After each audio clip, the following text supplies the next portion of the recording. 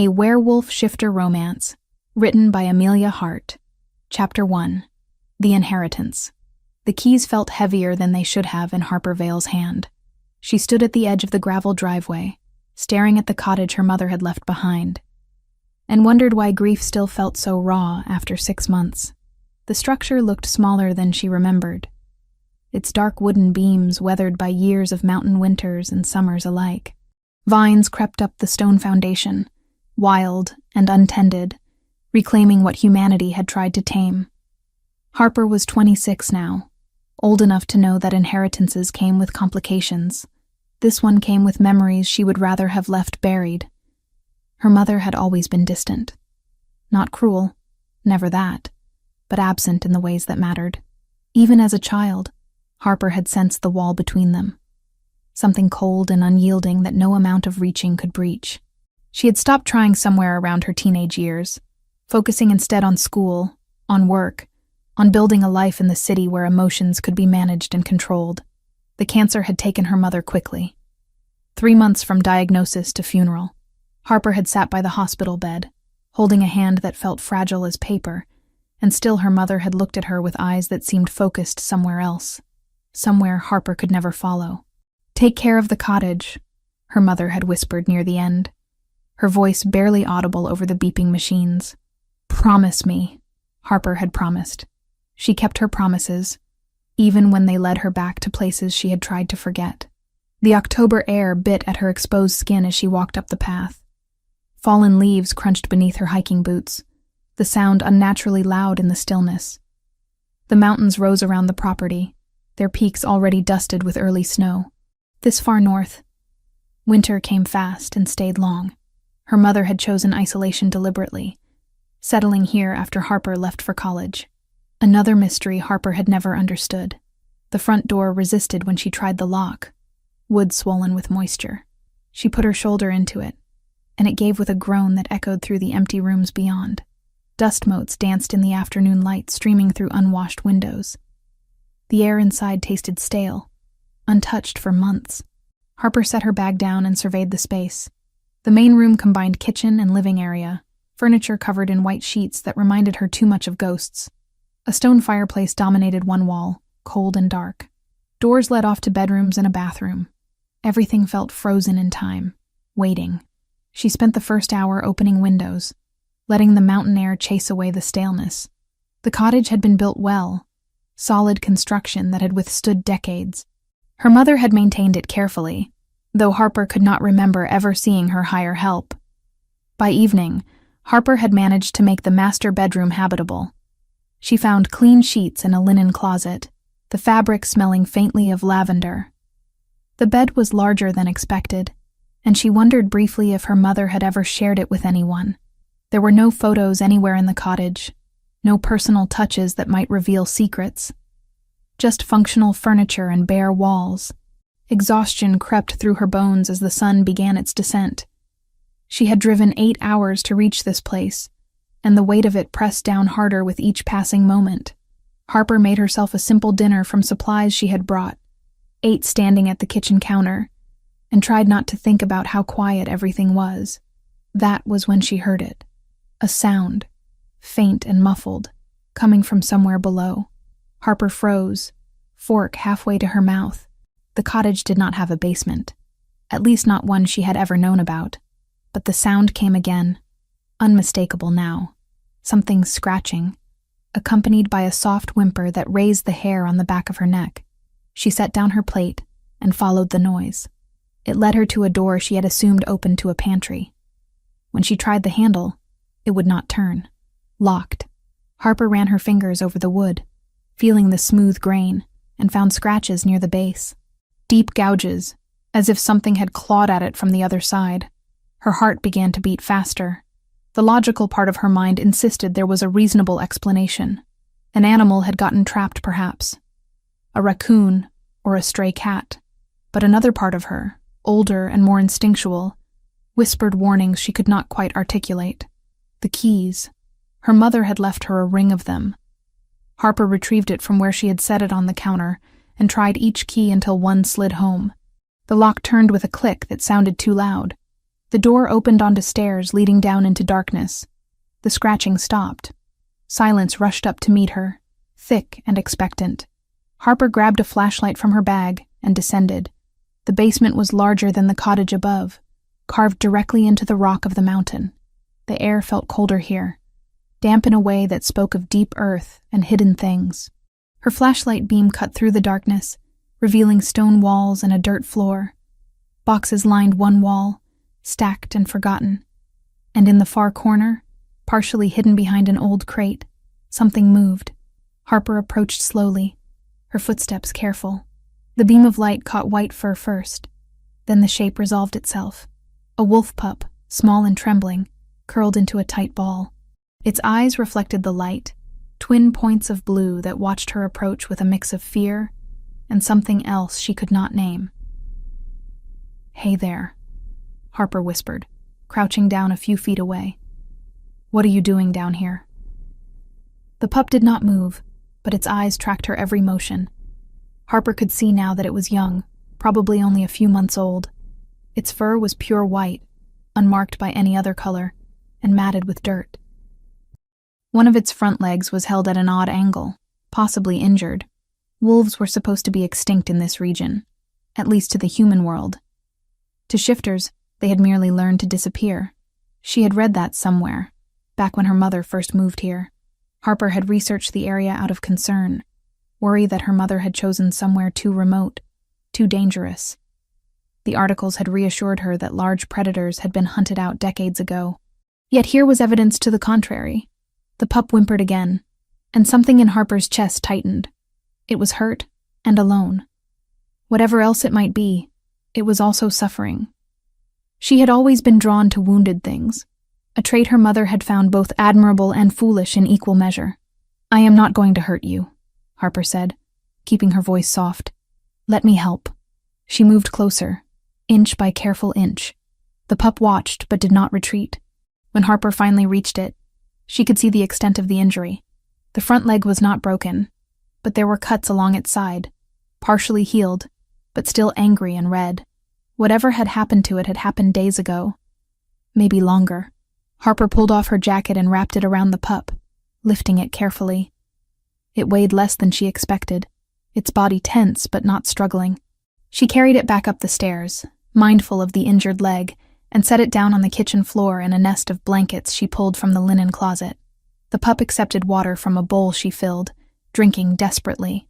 Harper opened a can of tuna from her supplies, and offered that too. The pup ate with the hunger of prolonged starvation, and Harper found herself wondering how long it had been trapped down there. As she watched it eat, Harper noticed things that did not quite fit. The pup's eyes were too intelligent, too focused. It watched her with an awareness that felt distinctly human, and when it finished eating, it positioned itself between Harper and the door, as if standing guard despite its small size and obvious weakness. "You are a strange one," Harper murmured. The pup tilted its head at her words, and Harper could have sworn it understood. She made a bed for it near the fireplace, layering blankets to create warmth. The pup settled into it with a sigh that sounded almost grateful. Harper sat on the couch, watching it, and tried to make sense of what she had found. Her mother had locked a wolf pup in the basement. The thought circled her mind, refusing to settle. Why would she do that? Had she been trying to protect it, or protect herself from it? And where had it come from in the first place? Questions without answers. Harper was growing used to those. She must have dozed off at some point, exhaustion finally claiming her. When she woke, it was full dark outside, and the cottage was silent. Too silent. Harper sat up, immediately searching for the pup. The nest of blankets lay empty. Harper grabbed her flashlight and searched the cottage, room by room. Nothing. The front door remained locked from the inside, the windows closed. The pup had vanished as if it had never existed. She was standing in the kitchen, trying to convince herself she had not imagined the entire thing, when movement outside caught her attention. Harper moved to the window and peered out into the darkness. At the edge of the tree line, barely visible in the moonlight, stood a wolf. Not a pup, but fully grown, massive in a way that stole her breath. Its fur was black as midnight, and even from this distance, Harper could feel the weight of its stare. It watched the cottage with an intensity that made her skin prickle with awareness. Then it turned and disappeared into the shadows, silent as smoke. Harper stood frozen at the window for a long time after it vanished, her heart pounding against her ribs. Sleep did not come easily that night, and when it did, her dreams were filled with golden eyes and the whisper of something ancient stirring in the dark. Chapter 2. The Transformation. Morning brought no answers, only questions that multiplied with the daylight. Harper woke stiff from a restless night, her dreams haunted by images of wolves and eyes that watched from the shadows. The cottage felt different now, as if discovering the basement had shifted something fundamental about the space itself. The white pup had returned sometime before dawn. Harper found it curled in the same nest of blankets by the fireplace, breathing steadily in what appeared to be genuine sleep. In the pale morning light, she could examine it more closely. The injuries along its side had scabbed over, but the wounds looked too precise to be from a simple accident. They reminded her of claw marks. Harper made coffee and opened her laptop, grateful that her mother had at least maintained decent internet service. A quick search confirmed what she already suspected. Gray wolves had been declared extinct in this region nearly 40 years ago, victims of aggressive hunting campaigns and habitat loss. The last confirmed sighting had been in 1987. Yet here was undeniable proof that at least 2 wolves remained. The pup and the massive black wolf she had seen at the tree line, unless she was losing her mind, which remained a distinct possibility. She spent an hour reading articles about wolf behavior, habitat, and diet. Nothing she found explained the intelligence she had witnessed in the pup's eyes, or the protective way it had positioned itself between her and the door. Wolves were pack animals, yes, but they were also wild. They did not guard humans. The pup stirred as she read, lifting its head to watch her with those unsettling blue eyes. Harper set aside her laptop and approached slowly. "We need to get you checked out properly," she said. "I know a veterinarian in town. Well, I found one online. Same thing." The pup's ears flattened slightly, but it made no move to run. Harper wrapped it carefully in a blanket, mindful of its injuries, and carried it to her truck. The drive into town took nearly an hour on winding mountain roads, and the pup remained quiet the entire time, pressed against her side in the passenger seat. The clinic was a small building on the edge of the main street, painted white with blue trim. A sign above the door read, "Reed Veterinary Services." Harper had called ahead, explaining she had found an injured animal and needed it examined. The woman who answered had sounded surprised but agreed to see her. Dr. Sophie Reed turned out to be a woman in her mid-40s with silver streaks in her dark hair and sharp, assessing eyes. She took one look at the pup in Harper's arms and went completely still. "Where did you find this?" The doctor's voice was carefully neutral, but Harper caught the tension beneath it. "At my mother's cottage, in the basement. It was locked down there." Something flickered across Dr. Reed's face too quickly for Harper to identify. The doctor gestured toward an examination room. "Bring it in here." Harper laid the pup on the metal table, keeping one hand on its back for reassurance. "Doctor." Reed approached with professional calm, but Harper noticed how the woman's fingers trembled slightly as she began the examination. The temperature reading made the doctor frown. 103 degrees. High, but not dangerously so for a canine. She listened to the heart rate next, her frown deepening. "Pulse is elevated. Very elevated. Is that bad?" "It depends." Dr. Reed's hands moved over the pup's body, checking bones and joints. When she reached the injuries on its side, she paused. "These are healing remarkably fast. Whatever caused them happened at least a week ago, possibly longer, but they look only a few days old." Harper watched the doctor work, noting how carefully she avoided looking directly at her. "You seem surprised to see it. Wolves have been extinct here for decades. That is what I read." Dr. Reed straightened, removing her gloves. "Where exactly is your mother's cottage?" "About 30 miles north, up in the mountain range. My mother was Eleanor Vale. She died 6 months ago." Recognition flashed in the doctor's eyes, followed immediately by something that looked like fear. "I see. And you are living there now? Just settling her affairs?" The doctor moved to a cabinet, retrieving supplies that Harper could not identify. Her movements had become jerky, nervous. "Miss Vale?" I need to ask you something, and I need you to answer honestly. Has anything else unusual happened at the cottage? Harper thought of the massive black wolf watching from the tree line. Define unusual. Animals behaving strangely. Sounds you cannot explain. Feeling like you are being watched. All of the above. Dr. Reed turned to face her fully, and Harper saw genuine concern in her expression. You need to be careful. That area has a reputation. People avoid it for good reason. What kind of reputation? Before the doctor could answer, the pup began to tremble. Harper moved closer instinctively, reaching out to steady it. The trembling intensified, and the pup made a sound halfway between a whimper and a growl. What is wrong with it? Harper demanded. Get back, Dr. Reed said sharply, but Harper ignored her. Her hand touched the pup's head, and she felt heat radiating from its body. The trembling became violent shaking, and Harper grabbed a towel to wrap around it. As she lifted the pup, it twisted in her grip. She felt something shift beneath the blanket, something that should not have been possible. The pup's body began to change. Bones cracked and reformed with sounds that made Harper's stomach turn. White fur receded, revealing pale skin. The shape elongated, limbs stretching and reconfiguring. Harper stumbled backward, and the bundle in her arms became suddenly heavier. When the transformation finished, she was no longer holding a wolf pup. She was holding a child.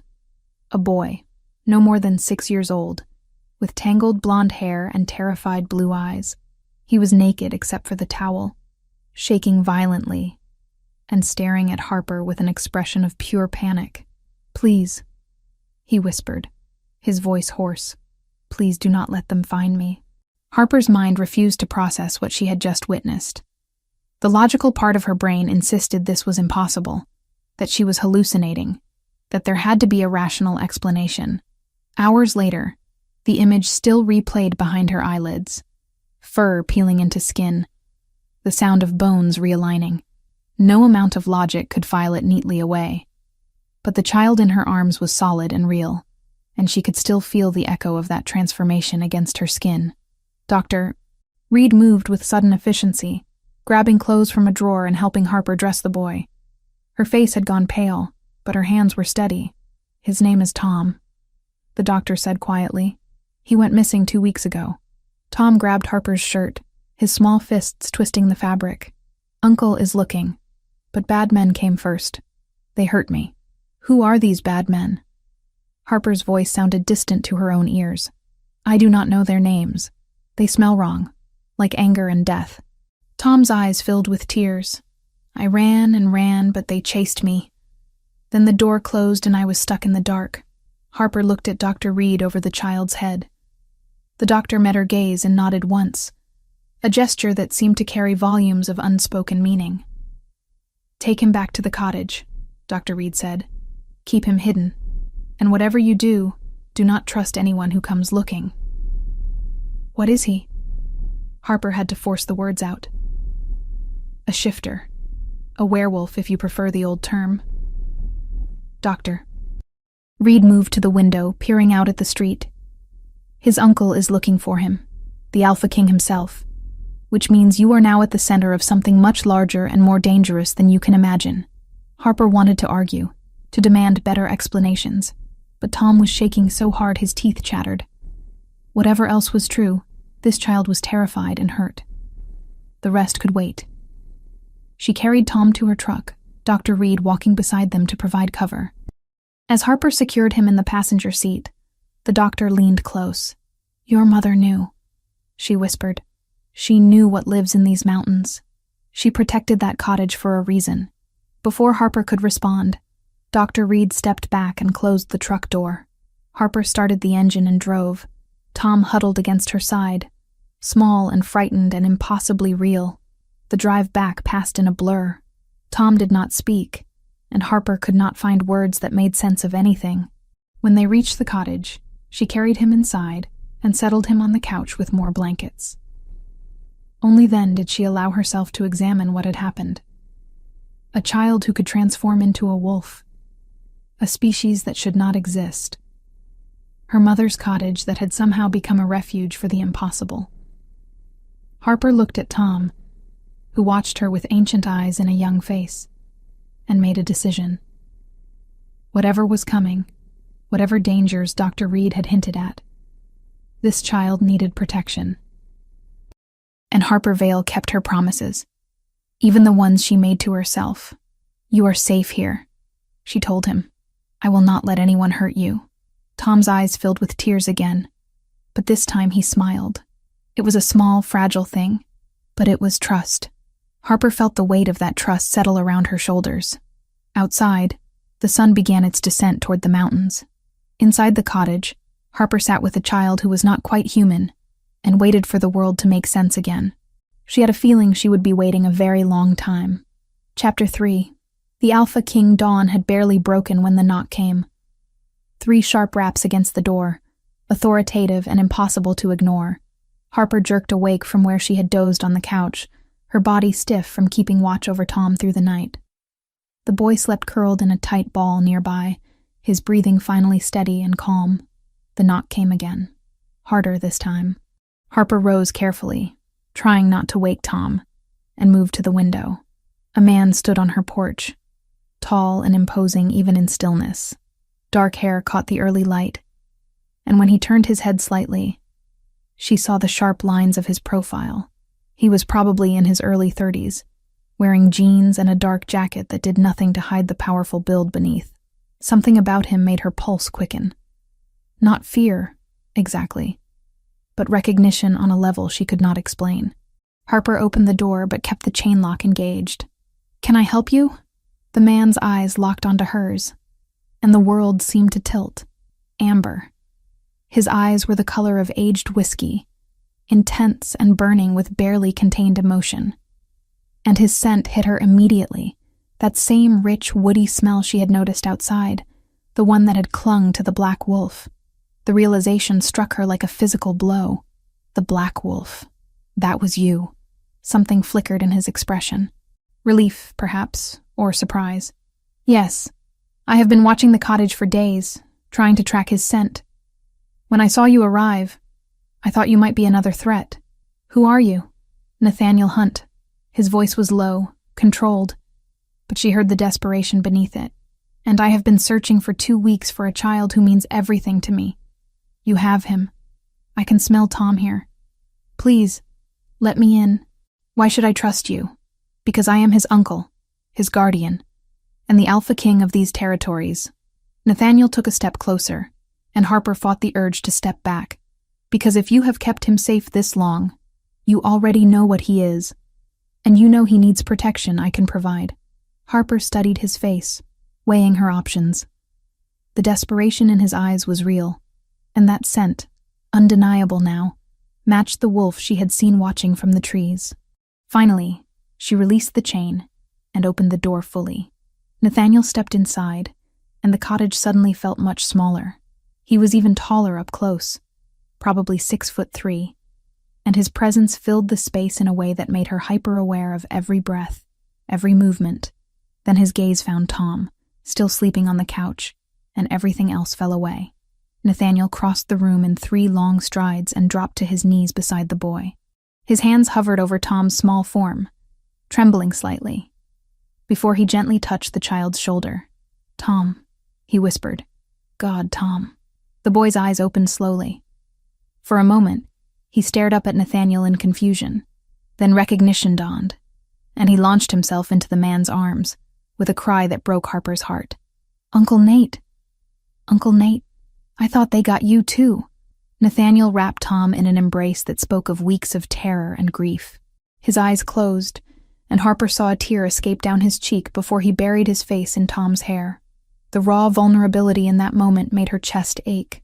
This was not just an Alpha King. This was a man who had thought he lost the last of his family. Harper turned away, giving them privacy for their reunion.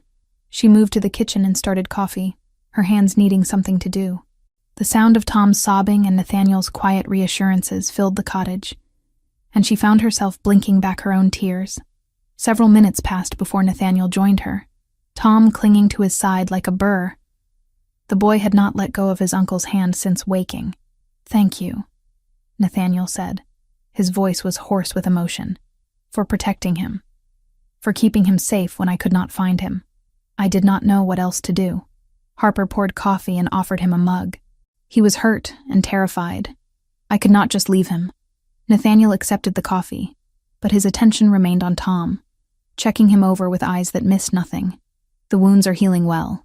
You treated them? As best I could. I am not exactly trained for caring for shifter children. You are human. It was not a question.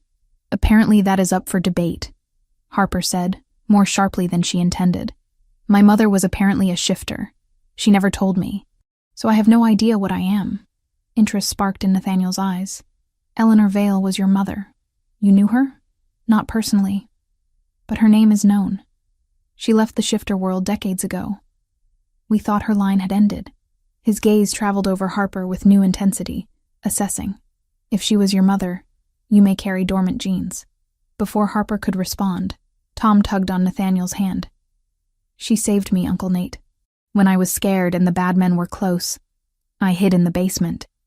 Then she found me and fed me and kept me warm. Nathaniel's expression softened as he looked at Harper. Then I owe you a debt I can never repay. The weight of his gratitude made her uncomfortable. Harper turned away, busying herself with breakfast preparations. You said Tom is orphaned. What happened? The temperature in the room seemed to drop. Nathaniel's hand tightened on Tom's shoulder. Rogue attack. 3 weeks ago. Tom's parents, my brother Julian and his mate, were killed. Tom witnessed it. He has been unable to control his shifts since then. The trauma triggers them randomly. Who would attack an alpha family? That is what I am trying to discover. Nathaniel's voice held barely contained rage. Rogues do not typically hunt alpha families. Someone sent them. Someone with resources and motivation. Harper made eggs and toast while Tom told Nathaniel everything that had happened. The boy's story came in fragments, interrupted by moments when his voice would break or he would cling tighter to his uncle. Nathaniel listened with infinite patience, his earlier desperation replaced by careful control. After breakfast, Tom asked to see the basement where he had hidden. Nathaniel went with him, and Harper took the opportunity to explore the attic she had noticed the day before. She found it in a trunk beneath a moth-eaten blanket, a leather-bound journal, the pages yellowed with age.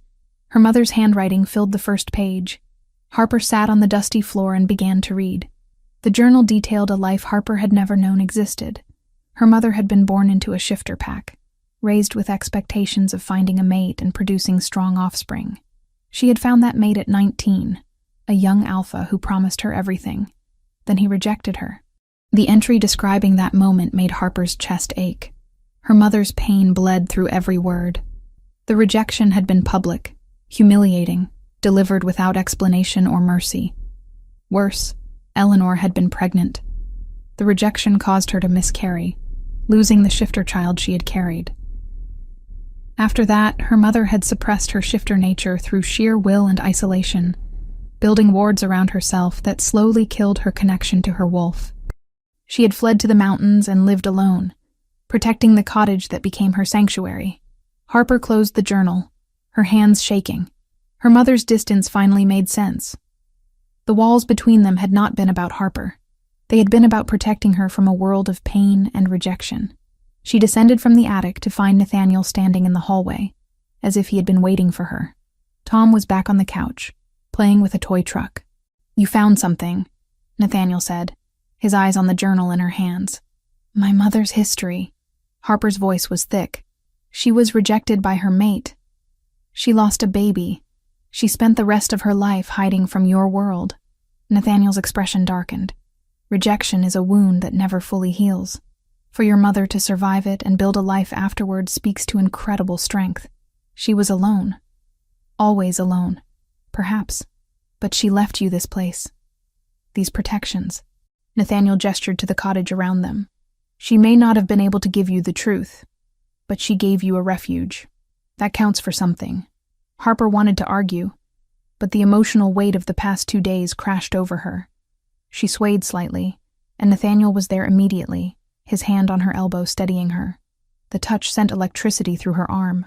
Harper gasped, and Nathaniel's eyes widened. He felt it too, she realized. This impossible connection. You are exhausted, he said quietly. You should rest. I am fine. You are not. His thumb brushed the inside of her elbow, and Harper suppressed a shiver. You have been caring for a traumatized child while processing impossible revelations. Harper pulled away, needing distance from whatever this was. There is a cut on your shoulder. I saw it when you leaned over Tom. Let me clean it at least. Nathaniel hesitated, then nodded. He removed his jacket and shirt, revealing a muscled torso marked with old scars. The fresh wound on his shoulder was a gash, already partially healed but still angry and red. Harper retrieved her first aid kit and set to work. Her fingers trembled as she cleaned the wound, hyper-aware of the warmth of his skin, the way his muscles tensed under her touch. Nathaniel watched her face, his amber eyes tracking every expression. How did you get this? She asked, needing to break the tension. Tracking Tom. I ran into a rogue pack that did not appreciate me on their territory. You fought them alone. I am an alpha king. I fight alone often. Harper applied antiseptic, and Nathaniel hissed slightly. Sorry. Do not be. Pain reminds us we are alive. She met his eyes and found herself caught. The air between them thickened, charged with something she could not name. Nathaniel leaned forward slightly, his gaze dropping to her mouth. Harper's breath caught. Uncle Nate! Tom's voice shattered the moment. Can we have more juice? Nathaniel pulled back, his jaw tight. Harper turned away quickly, her heart pounding. Whatever had almost happened, she was grateful for the interruption. But as she poured juice for Tom and felt Nathaniel's eyes following her movements, Harper knew her life had just become infinitely more complicated. 3 days later, the rhythm of life in the cottage had settled into something almost normal. Chapter 4. Bonds. Awakening. Nathaniel stayed. Harper had not asked him to, but when evening came and he made no move to leave, she found she did not want him to go. Tom needed his uncle, and the cottage felt safer with the Alpha King's presence filling the space. They fell into an unexpected rhythm over the following days. Nathaniel worked with Tom each morning, teaching the boy to recognize the signs of an impending shift and how to control the transformation. Harper watched from the kitchen window as man and child practiced in the clearing behind the cottage, Nathaniel's patience infinite as Tom struggled with abilities his trauma had fractured. Focus on your breathing, Nathaniel instructed, his voice carrying through the open window. Feel the wolf inside you, but do not let it control you. You control it. Tom stood with his eyes closed, small fists clenched at his sides. His body trembled with effort, and Harper found herself holding her breath. Then slowly, carefully, the boy's hand shifted. Claws extended, then retracted. Fur rippled across his forearms before disappearing. Good, Nathaniel said, pride evident in his tone. Very good, Tom. You are getting stronger every day. The boy beamed up at his uncle, and Harper felt something warm settle in her chest. This was healing, she realized. For both of them. Afternoons brought domestic routines Harper had never expected to enjoy. She cooked meals while Nathaniel chopped wood for the fireplace, or made repairs to the cottage that her mother had left undone. Tom helped where he could, his small hands passing tools or stirring pots, gradually relaxing into the safety they provided. It was during one of these quiet afternoons that Tom first approached Harper on his own. She was reading on the couch when he climbed up beside her, pressing against her side without a word. Harper set down her book and wrapped an arm around him, and Tom sighed as if a weight had lifted. You smell nice, Tom said quietly, like rain and flowers. Thank you. You smell like pine trees and adventure, Tom giggled, a sound Harper had not heard from him before. Uncle Nate says you are special, that you have a good heart. Does he now? He watches you when he thinks no one is looking. Tom tilted his head up to peer at her with those 2 old eyes. He smiles different when you are near. Softer. Harper's cheeks warmed. Your uncle is a complicated man. He is lonely, Tom said simply. Like you. Like me. But maybe we do not have to be lonely anymore. The words struck something deep in Harper's chest. She pulled Tom closer, and they sat together in comfortable silence as the afternoon light faded. That evening, after Tom had gone to bed, Nathaniel joined Harper on the porch. The night air was cool, carrying the scent of pine and approaching winter. He stood close enough that she could feel his warmth, though they did not touch. "Tom is getting better," Harper said. "I can see the difference. He is resilient. Children often are." Nathaniel's jaw tightened. "But the trauma runs deep. It will take time. He told me about that night, about what he saw." Nathaniel turned to face her fully. "What did he say?" "That he remembers a smell. A blonde woman. Her scent was all wrong," he said. "Like perfume trying to cover something rotten." Harper met his gaze. "Does that mean something to you?" "Perhaps." Nathaniel's expression darkened. "There is a woman, an alpha named Beatrice. She has been pressuring the council for a political alliance between our packs. I refused her years ago. If she was involved in Julian's death, if she thought eliminating my brother would force my hand." "Would it?" "No. But she may not understand that." He paused, seeming to wrestle with something. Julian possessed a rare bloodline from the Cross family, an ability to create protective shields of energy.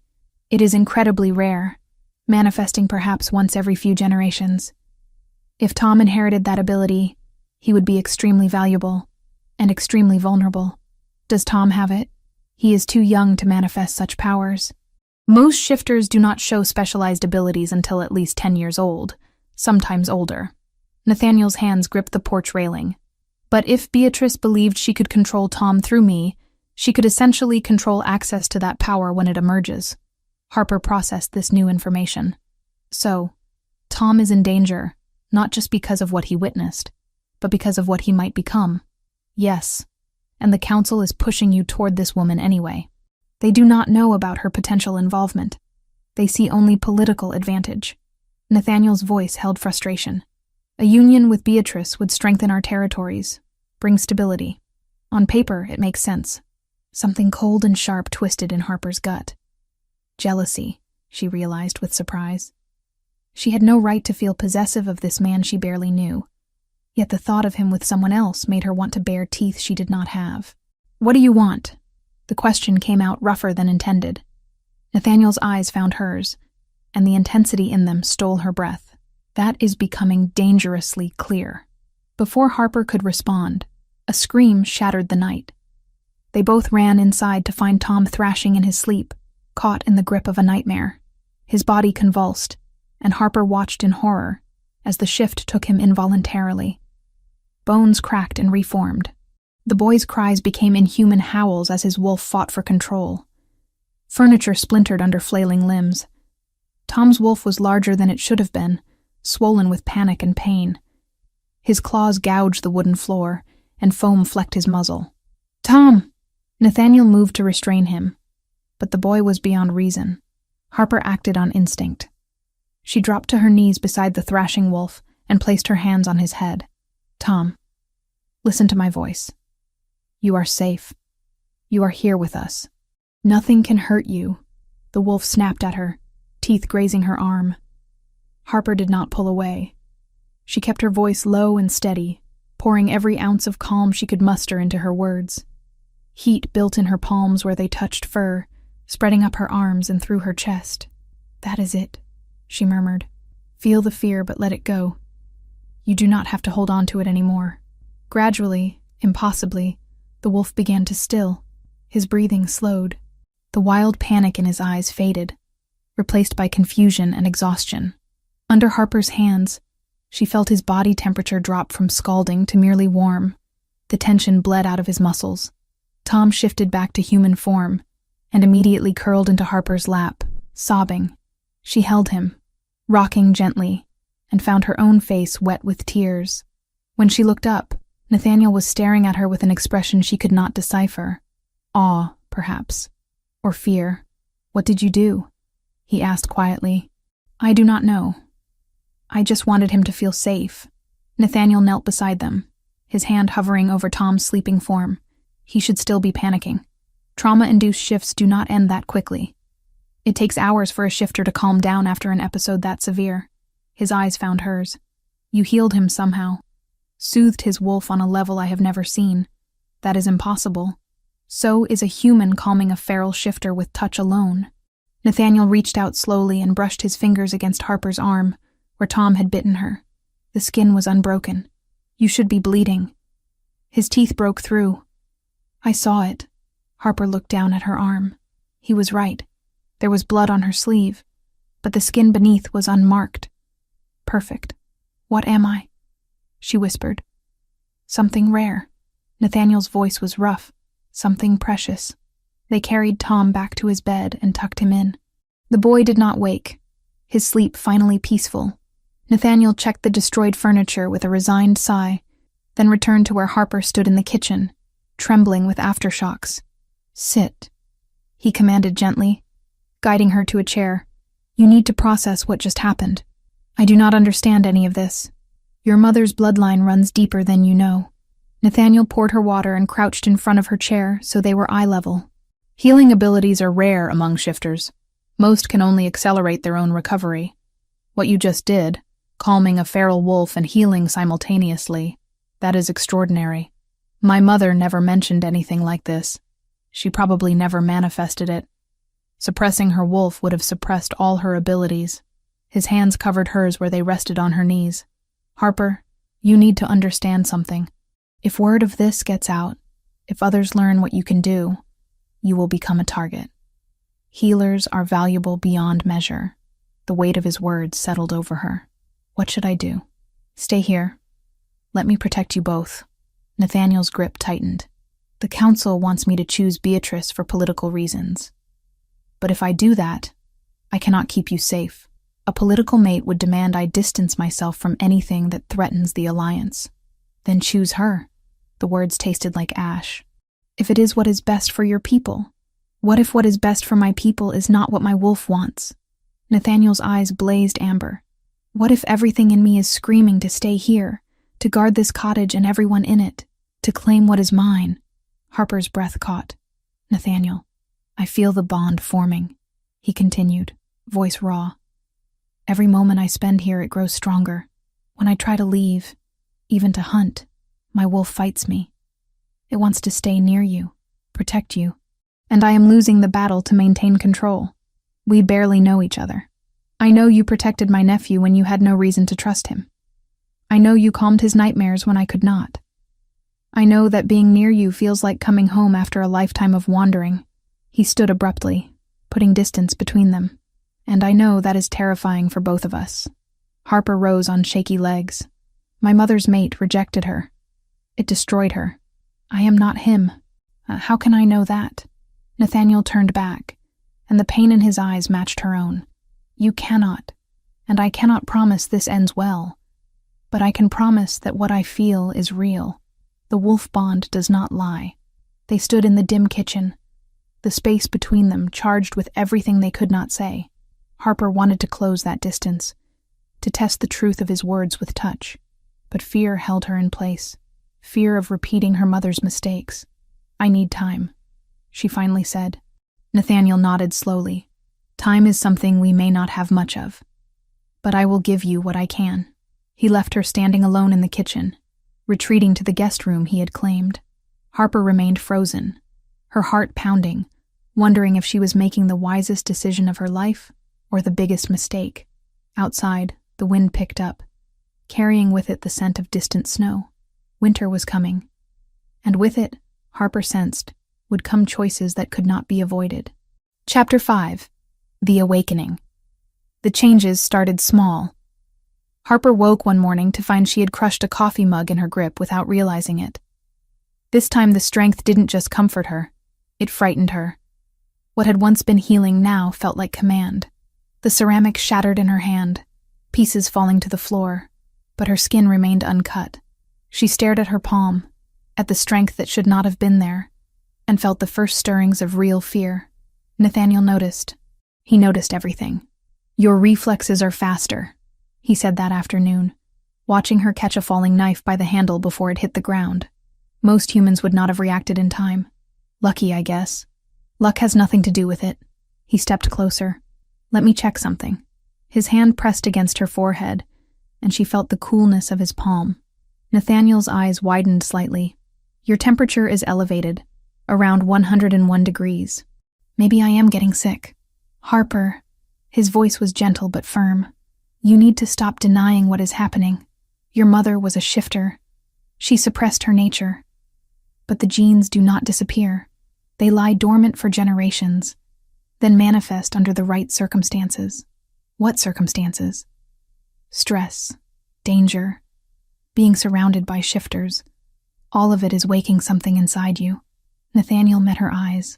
You are changing. Your body is preparing for a transformation it has been suppressing your entire life. The question is not if you will shift, but when. Harper shook her head, backing away. No, I am not like my mother. I am not going to become some broken thing that has to hide from the world. Your mother was not broken. She was traumatized. There is a difference. And you are not her. You have a choice. I need air. Harper managed, and fled to the porch before Nathaniel could respond. She stood in the cold October wind, trying to calm her racing heart. Tom was inside, safe and happy. She could leave, drive back to the city and pretend none of this had happened. Except she could not, because leaving meant abandoning Tom. And Nathaniel. The thought of not seeing them again made her chest ache in ways she could not explain. The sound of approaching engines cut through her thoughts. 3 motorcycles roared up the driveway, their riders dismounting with predatory grace. Rogues. Harper knew it instinctively, the way prey knows a predator. They moved wrong, their eyes holding a wildness that had nothing to do with humanity. One of them, a man with a scarred face and cold eyes, smiled at her. Well, well, the little human who has been hiding our prize. Get off my property. We are here for the boy. Hand him over and maybe we let you live. Over my dead body. The scarred man laughed. That can be arranged. They shifted as they charged. 3 wolves, larger than any natural animal, teeth bared and eyes gleaming with malice. Harper had no weapons, no way to defend herself against creatures that could tear her apart. But Tom was inside, and she would die before she let them touch him. The first wolf leaped. Harper moved on instinct, her body reacting without thought. She ducked under snapping jaws, felt claws rake across her shoulder. Pain exploded through her, and with it came something else. Heat. It started in her core and spread outward, burning through every nerve. Harper's scream became inhuman as her body began to change. Bones cracked and reformed. Her skin rippled, replaced by fur that erupted across her flesh. The transformation was agony. Every cell of her body was being torn apart and rebuilt. Harper fell to her hands and knees, except they were not hands anymore. They were paws, large and tipped with claws. Her vision shifted, colors muting while scents exploded in clarity. She could smell everything. The rogue's hunger and malice, Tom's fear inside the cottage, and something distant, but approaching fast. Nathaniel. The rogues had stopped, staring at her in shock. Harper looked down at herself and saw golden brown fur, the color of honey in sunlight. A wolf. She was a wolf. One of the rogues recovered first and lunged. Instinct took over. Harper met him midair, her jaws closing on his throat. The taste of blood filled her mouth, but she did not let go. This creature wanted to hurt Tom. Wanted to hurt her family. The word resonated through her wolf's mind. Family. Pack. Protect. She threw the first rogue aside and turned on the second. Her movements were fluid now. The pain of transformation replaced by a rightness she had never felt before. This was what she was meant to be. The fight was brutal and fast. By the time Nathaniel and Tom burst from the trees, 2 rogues lay bleeding on the ground, and the third was fleeing into the forest. Nathaniel froze, his eyes locking onto Harper's wolf form. She saw the recognition in his face, watched as his entire body went still. Then he shifted, his black wolf racing toward her. Harper's first instinct was to attack, to protect Tom from this new threat. But then she caught his scent, that rich, woodsy smell that had haunted her dreams. And underneath it, something more. Mate. Her wolf knew before her human mind could process it. Mate. Ours. Home. Nathaniel's wolf circled her slowly, his amber eyes never leaving hers. He made a sound low in his chest, not quite a growl. Recognition. Acceptance. Claim. Harper's legs gave out. The adrenaline was fading. and with it came the realization of what had just happened. She had transformed. She had killed. Harper? Nathaniel's voice cut through her spiraling thoughts. He had shifted back to human, crouching before her without apparent concern for his nakedness. Look at me. Focus on my voice. You need to shift back now. She tried to speak, but only a whimper emerged. I know it is frightening. I know you feel lost, but you are not alone. His hand reached out slowly. Take my hand. Focus on your human form. Remember what it feels like to have fingers instead of claws, skin instead of fur. Harper concentrated, pushing past the instinct that wanted her to stay wolf, stay safe. The change back was slower than the first transformation, less violent, but no less uncomfortable. Finally, she was kneeling on the ground in human form, naked and shaking. Nathaniel immediately wrapped her in his jacket, pulling her against his chest. Harper buried her face in his shoulder and let herself break. I have you. Nathaniel murmured against her hair. You are safe. You did so well. You protected Tom. You were magnificent. I killed them. You defended your family. There is no shame in that. Tom appeared at her side, wrapping his small arms around her waist. You were so brave. You saved me. Harper looked between them. These two people who had become everything to her in such a short time, and felt something settle into place. This was right. This was what she was meant for. You are a shifter, Nathaniel said, pulling back to meet her eyes. And more than that, you are my mate. I knew it the moment I saw your wolf. The bond is not just attraction or affection. It is destiny.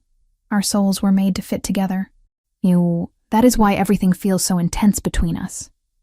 Yes, the mate bond is rare, precious beyond measure. Some shifters search their entire lives and never find it. His hands cupped her face. And I found mine hiding a wolf pup in a basement. Harper laughed, the sound watery but genuine. But I need you to understand what this means. Nathaniel's expression grew serious. A mate bond is forever. Once we complete it, once we perform the claiming bite, there is no going back. We will be connected on every level. Heart, mind, soul. But the council wants you to mate with Beatrice. The council can go to hell.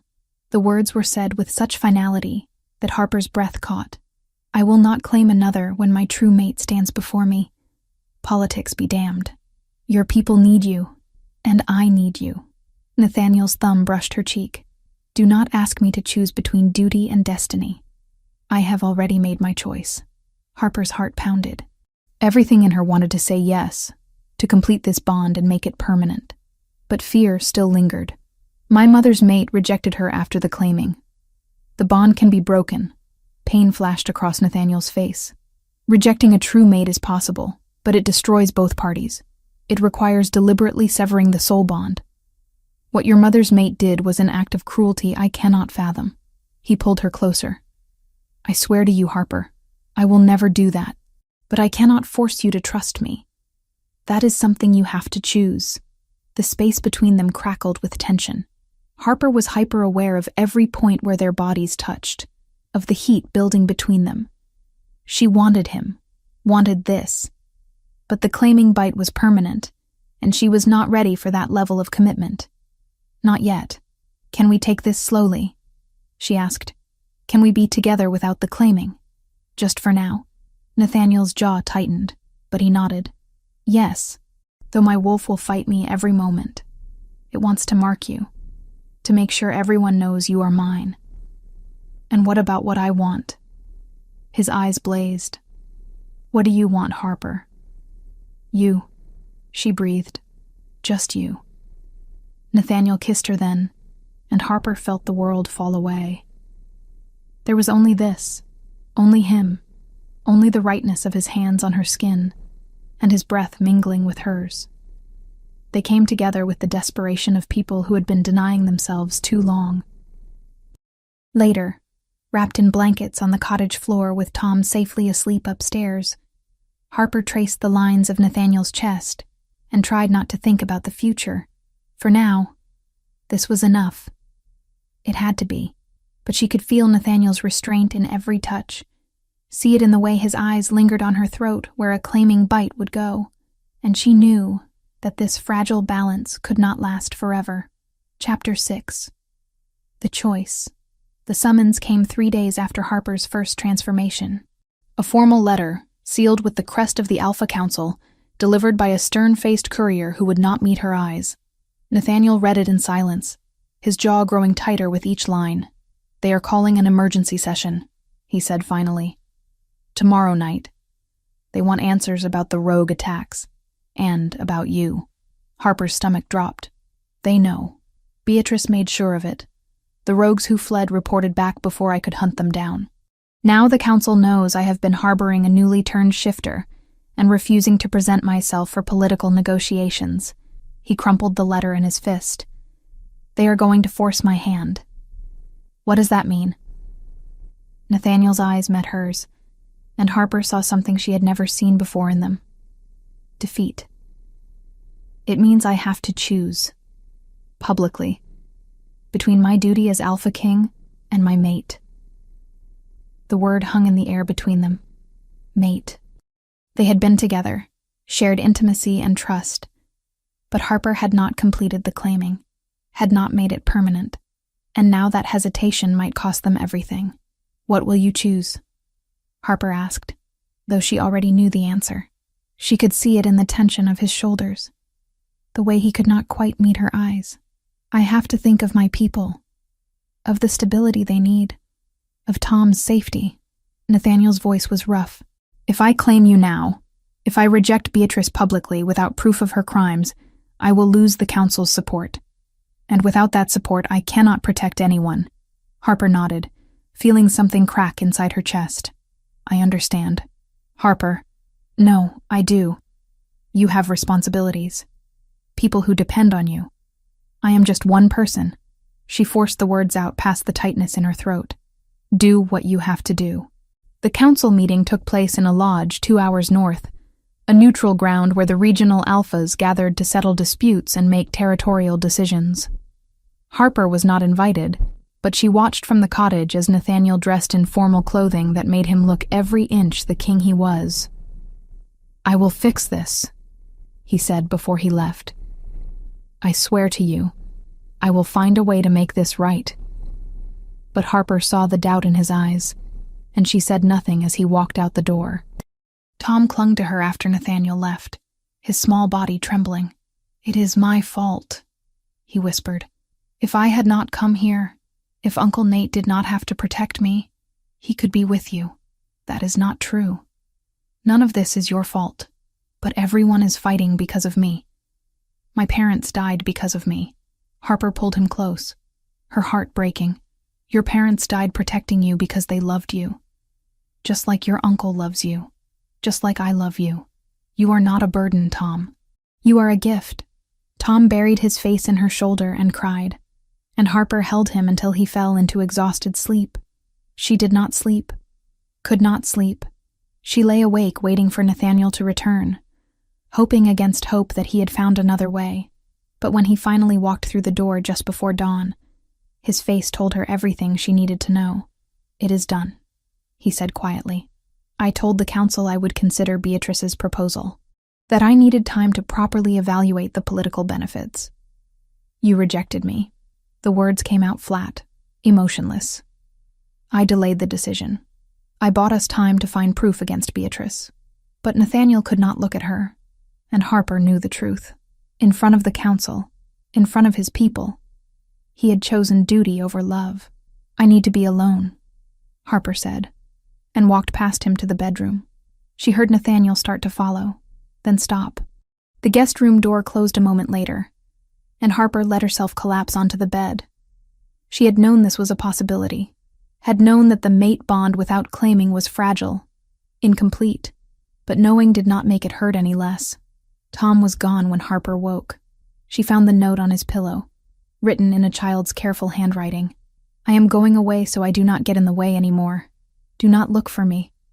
I love you both." Harper's scream brought Nathaniel running. He took one look at the note and shifted immediately, racing out the door in wolf form. Harper followed, her own wolf surging to the surface with an ease that would have terrified her days ago. Together they tracked Tom's scent through the forest, moving as one despite the fracture between them. The trail led north, toward the boundary of neutral territory. Harper's wolf whined with distress. Tom was heading toward Beatrice's lands. They found signs of a struggle a mile from the border. Tom's scent mixed with others, rogues who had clearly been waiting for him. Nathaniel's wolf snarled with rage, and Harper felt her own fury rise to match his. The trail continued into neutral ground, ending at an abandoned cabin hidden deep in the woods. Harper shifted back to human, Nathaniel doing the same beside her. They moved silently, communicating through gestures and looks honed by their connection. Inside the cabin, they found Tom bound and gagged, but alive. 3 rogues stood guard, and Harper recognized one of them from her first fight, the scarred man who had led the original attack. Well, the man said. His name was Travis, Harper remembered. The Alpha King and his little mate. Come to collect your pup? Let him go, Nathaniel said, his voice deadly calm. And I might let you live. Travis laughed. I do not think so. See, we were paid very well to make sure this boy disappeared. And when the client is an alpha with deep pockets, you do not just walk away from the contract. Beatrice. Harper said the name, and Travis's smile confirmed it. Smart girl. Yeah, the blonde alpha wanted the kid out of the picture. Same way she wanted his daddy out of the picture months ago. Nathaniel went very still. What did you say? You think that rogue attack on your brother was random? Travis's eyes gleamed with malice. Nah, that was commissioned work. Paid handsomely to take out Julian and his mate. Make it look like territorial aggression. He gestured around the cabin. Got all the proof right here, actually. Communications, payment records. Beatrice ain't as careful as she thinks. Harper saw Nathaniel's control snap. He shifted mid-lunge, his black wolf tearing into the closest rogue before the man could react. Harper shifted as well, her wolf moving to protect Tom as the cabin erupted into violence. The fight was brutal but short. Harper kept herself between Tom and danger, while Nathaniel dealt with Travis and his companions. When it ended, 2 rogues lay dead and Travis was dying, blood pooling beneath him. Why? Nathaniel demanded, back in human form and gripping Travis by the throat. Why did she want Julian dead? Travis coughed, blood flecking his lips. Power, control. She wanted you desperate enough to accept her offer. Thought killing your brother would break you. Make you need an alliance. He laughed, a wet, ugly sound. Guess she did not count on you finding a mate instead. Where is the evidence? Travis's eyes flickered to a locked box in the corner. In there. Everything you need to bury her. His breathing grew labored. For what it is worth, I am sorry about the kid's parents. That was not personal, just business. Business, Nathaniel repeated, his voice hollow. Then he stood and let Travis bleed out, turning instead to help Harper free Tom. The boy launched himself into their arms, sobbing apologies. Harper held him tight while Nathaniel retrieved the box Travis had indicated.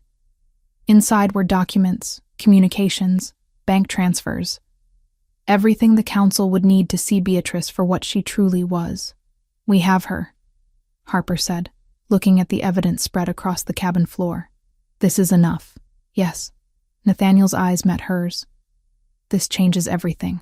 But Harper saw the damage that had already been done in the way Tom clung to them, in the shadows under Nathaniel's eyes, in her own heart that still ached from his public rejection. The evidence might clear Beatrice's name from consideration, but it could not erase what had happened between them. We should go, Harper said quietly, before more rogues come. The journey back to the cottage was silent. Tom walked between them, holding both their hands, and Harper wondered if anything would ever feel whole again. Vou fazer ajuste final para manter dentro do limite. Chapter 7. The Claiming. Nathaniel called an emergency council session the morning after they returned with the evidence.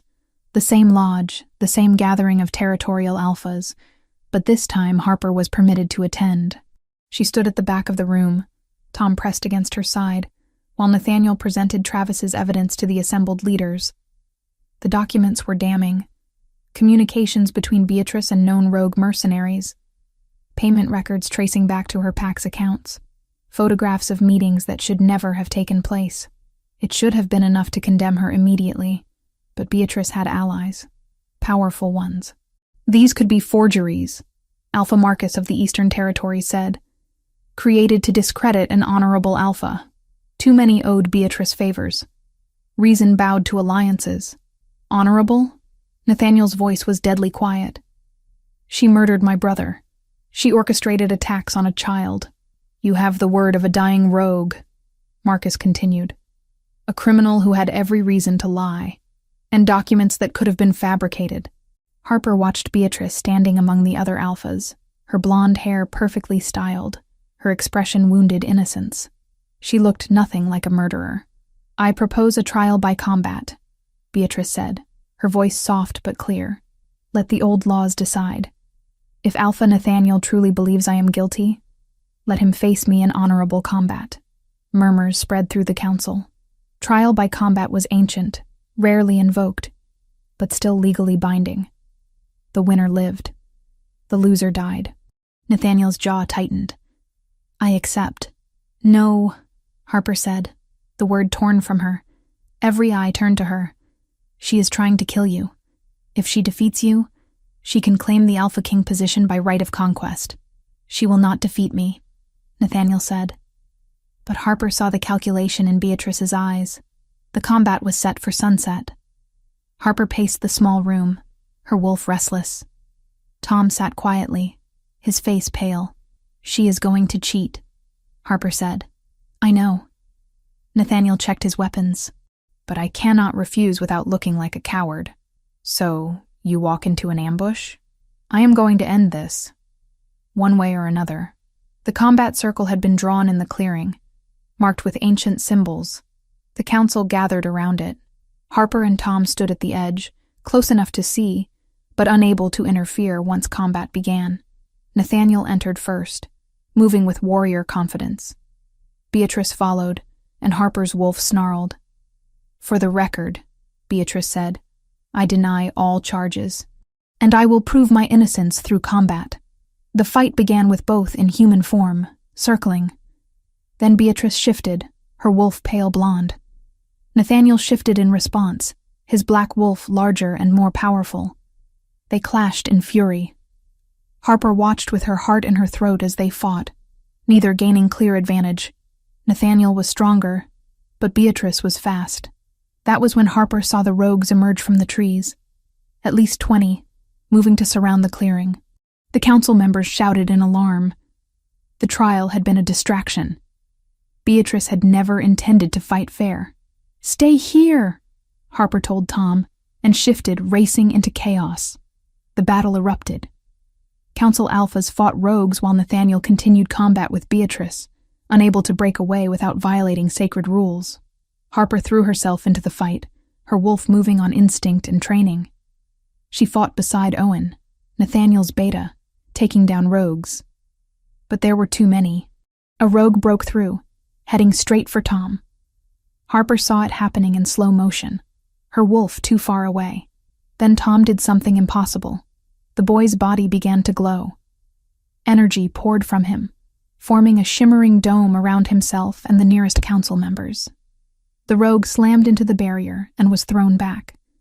Tom stood at the center, his eyes glowing with power that should not have existed in one so young. The cross bloodline, manifesting years early, triggered by desperate need. The shield held for precious seconds, long enough for Owen to reach Tom. But the effort cost the boy. Tom collapsed. Harper's attention snapped back to Nathaniel just in time to see Beatrice cheat. A flare of rogue magic burst from the tree line.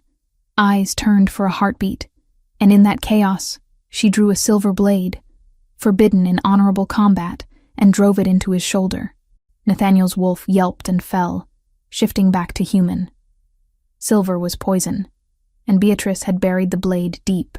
You were always too honorable, Beatrice said, shifting back. Too bound by rules. That is why you were never strong enough to lead. She raised the blade for a killing blow. Harper did not think. She simply moved.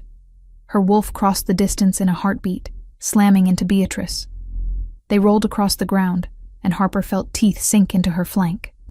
Pain exploded, but she did not let go, because Nathaniel was bleeding out, and Tom was unconscious, and everything she cared about was falling apart. Then she heard Nathaniel's voice in her head. Harper, The bond. Completed. Trust me. She understood. The mate bond, completed through claiming, would link them beyond the physical, would allow them to share strength, to heal each other. But it was permanent. Forever. Harper thought of her mother, alone and broken, thought of the fear that had held her back, and realized that fear was a lie. Her mother had been rejected. Harper was choosing. She shifted back to human, still grappling with Beatrice. "Nathaniel, I claim you." Then she lunged, her teeth finding the juncture of his throat and shoulder. She bit down hard enough to break skin, to scar, to bind. Power flooded through her. The mate bond snapped into place with the force of lightning, and suddenly she could feel everything Nathaniel felt. His pain, his fear for her, his overwhelming love. Nathaniel shifted despite his wound, his wolf moving to her side. He returned the claiming bite, his teeth marking her, and the bond completed itself. The effect was immediate. Harper felt Nathaniel's strength pouring into her, and she could sense her healing ability flowing back to him. The silver wound began to close, and when they turned together to face Beatrice, they moved as one. Beatrice's eyes widened. "No, that is not possible." "We just did," Harper said. They attacked together, perfectly synchronized. Harper could anticipate Nathaniel's every move. Beatrice never stood a chance. The blonde alpha tried to flee, but Owen and the other council members had dealt with the rogues. She was surrounded, cornered. "I killed Julian," she screamed, her composure breaking. "And I would do it again. Nathaniel should have been mine. Was always meant to be mine. I gave him every chance, and he chose a human over me." The council went silent. Beatrice had confessed in front of witnesses. "You killed innocent people because of wounded pride," Nathaniel said quietly. He was back in human form, standing with Harper's hand in his. The claiming marks on both their throats were visible. "You terrorized a child. You broke every law we hold sacred. I did what I had to do for power." Beatrice's eyes were wild. "In this world, power is everything." "No," Harper said. "Love is everything. And that is why you lost." Beatrice shifted and lunged one final time. But Nathaniel was ready. His wolf met her midair, and the fight was over in seconds. Beatrice lay dead, her throat torn out, killed in legitimate self-defense with the entire council as witnesses. The clearing fell silent. Harper shifted back and ran to Tom, who was stirring weakly. The boy opened his eyes and smiled. "You did it," he whispered. "You saved Uncle Nate. We all did," Harper said, pulling him close. "We are a family. We save each other." Nathaniel joined them, and for a long moment the three simply held each other while the council dealt with the aftermath. The battle was over. The threat was ended, and Harper could feel through the mate bond that Nathaniel's heart beat in rhythm with hers. Now and forever. Chapter 8. New Beginnings. The council's formal recognition came the morning after Beatrice's death. Alpha Marcus, who had questioned the evidence so readily the day before, stood before Harper and Nathaniel with his head bowed in respect. The council recognizes Harper Vale as legitimate Luna to Alpha King Nathaniel Hunt, he announced, his voice carrying across the assembled gathering. The mate bond has been witnessed and proven through combat. The union is blessed by the old laws. Harper stood beside Nathaniel, her hand in his, the claiming mark on her throat still tender, but already beginning to scar. She could feel the mate bond humming between them, a constant awareness of his presence in the back of her mind. "Furthermore," Marcus continued, "the council acknowledges the Luna's unique abilities as a healer and her courage in battle. She has proven herself worthy of the position not through bloodline alone, but through action and sacrifice." What Harper had feared would be seen as weakness had instead become a symbol of strength. She had fought beside seasoned warriors. She had completed a mate bond under impossible circumstances and used it to save the Alpha King's life. Tom recovered quickly from manifesting his protective ability. Dr. Reed declared him healthy, but exhausted. The power that had saved them also burned through him. For weeks, Tom slept 12 hours a day while his body relearned peace. The power he had displayed confirmed what Nathaniel had suspected. Tom carried the rare cross bloodline, and with proper training, He would become extraordinarily powerful. The council granted them official guardianship of Tom without question. No one wanted to separate the boy from the only family he had left. They returned to the cottage 3 days after the battle. It felt like coming home. We should expand it, Nathaniel said, assessing the space. Add another bedroom. Tom needs his own space, and we will need a nursery eventually. Harper's hand drifted to her stomach.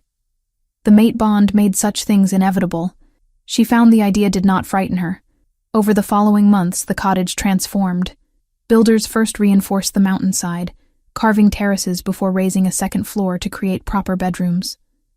Harper worked on the gardens, using her skills to create spaces both beautiful and functional. Tom helped where he could, his enthusiasm boundless. They installed security measures throughout the property, wards that would alert them to intruders, cameras hidden in trees, a panic room in the basement, reinforced and stocked with supplies. Tom's room became a sanctuary. Harper and Nathaniel filled it with books and toys. Tom painted one wall himself, creating a mural of a forest with wolves running beneath the trees. His family, he explained. All of them together. The shifter community embraced Harper with surprising warmth. Word of her healing abilities spread, and injured shifters began appearing seeking help. Not everyone welcomed her gift. Some whispered that no human should hold a wolf's healing in her hands. Harper discovered she could accelerate healing, mend broken bones faster, even draw poison from wounds. You are building a reputation, Nathaniel told her one evening. Shifters are starting to call you the healing Luna. Is that a problem? No. It is a gift. You are giving our people hope that injuries do not have to be permanent, that trauma can be healed. Nathaniel proved to be a progressive ruler. With Harper at his side, he implemented changes to old laws. Orphaned shifter children were given more protection. Political matings were no longer enforced. Alphas who abused power faced stricter consequences. The pregnancy came as both surprise and inevitability. Dr. Reed confirmed it 2 days after Harper suspected. Twins, the doctor said, smiling. Strong heartbeats, both healthy. Nathaniel held her tightly, whispering promises about the family they were building. Tom was thrilled. He started talking to Harper's stomach, telling the babies stories about the cottage and the forest. I am going to teach them everything, Tom declared. How to shift, how to track, how to be brave. You will be an excellent big brother, Harper assured him. 1 year after the battle, Harper stood in the garden watching Tom practice with Nathaniel. The boy had grown emotionally and physically. The trauma that had once defined him had healed.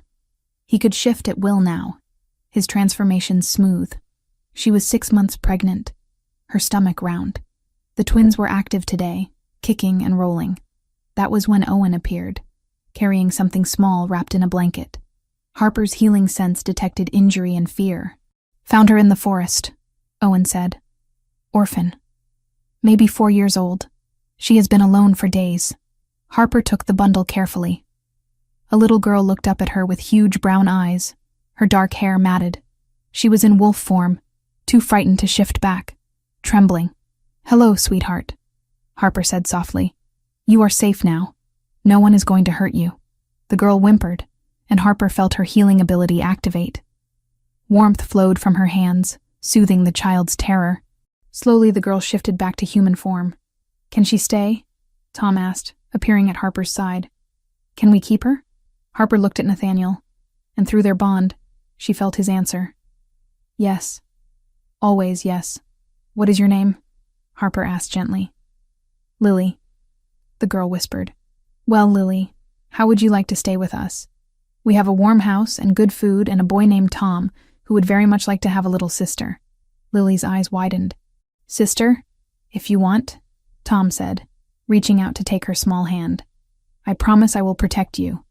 That is what big brothers do. Lily looked between them all and nodded. That evening, after Lily had been bathed and fed and tucked into the guest room with Tom reading her a story, Harper stood at the window. Nathaniel came up behind her, his arms encircling her and their unborn children. You are thinking, he said. I am thinking about how my mother lived here alone for so many years, hiding from the world. How I came here expecting to find only memories and grief. Harper leaned back against him. And instead I found you. I found Tom. I found myself. She left you more than a cottage, Nathaniel said quietly. She left you a sanctuary, a place where broken things could heal and lost souls could find home. We are building something here, something bigger than just us. A pack, a family, a refuge for those who need it most. Harper turned in his arms. I love you. I love you, he replied, and kissed her as the last light faded. The next morning, Harper woke to laughter. She looked out the window to see Nathaniel in the garden with Tom and Lily, all three in wolf form, playing. Tom's silver-white wolf darted around Nathaniel's massive black form, while Lily's smaller brown wolf watched from the safety of a flower bed, her tail wagging cautiously.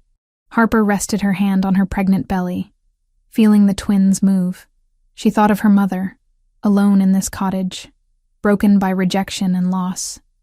And she thought of herself, standing here surrounded by love and life and hope. Her mother had survived, had built these walls and carved out an existence from pain. But Harper was doing more than surviving. She was thriving, building a family that would span generations, creating a home where wounded souls could heal. The cottage had been a refuge for her mother. For Harper, it was a beginning. She had not inherited just a cottage. She had inherited a future, and as she watched her mate play with their children in the morning sun, Harper felt something she had not felt since before her mother's death. Complete and perfect peace. This was home. This was family. This was love. This was everything.